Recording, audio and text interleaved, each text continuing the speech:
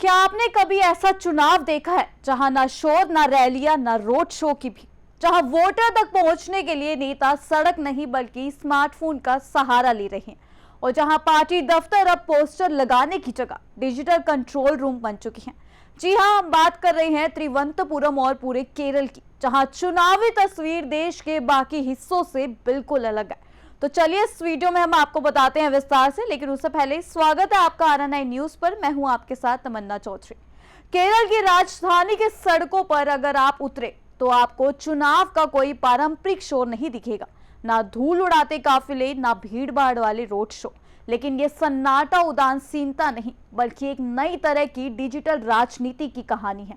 करीब 90% से ज्यादा इंटरनेट पैठ वाले इस राज्य में अब चुनावी प्रचार सड़कों से हटकर मोबाइल स्क्रीन पर आ गया है।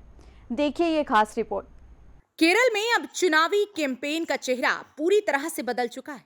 व्हाट्सएप ग्रुप, फेसबुक लाइव और इंस्टाग्राम रील्स, यही अब सबसे बड़े चुनावी हथियार बन चुके हैं। पार्टी दफ्तर किसी कंट्रोल सेंटर की तरह काम कर रही है, जहां डेटा एनालिटिक्स के जरिए तय होता है कि किस वोटर तक कौन सा संदेश पहुंचेगा। प्रत्याशी अब सीधे वोटर्स से जुड़ रहे हैं।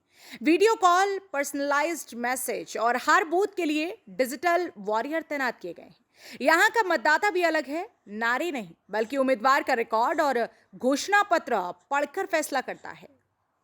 केरल में लागू है ग्रीन प्रोटोकॉल, जहां पीवीसी और प्लास्टिक बैनर पर पूरी तरह से प्रतिबंध है।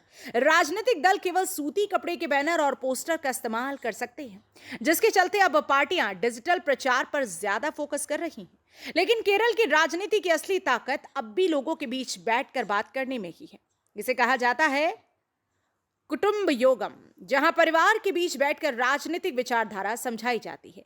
यह परंपरा अब चुनावी रणनीति बन चुकी है और हर पार्टी इसे अपने तरीके से इस्तेमाल कर रही है।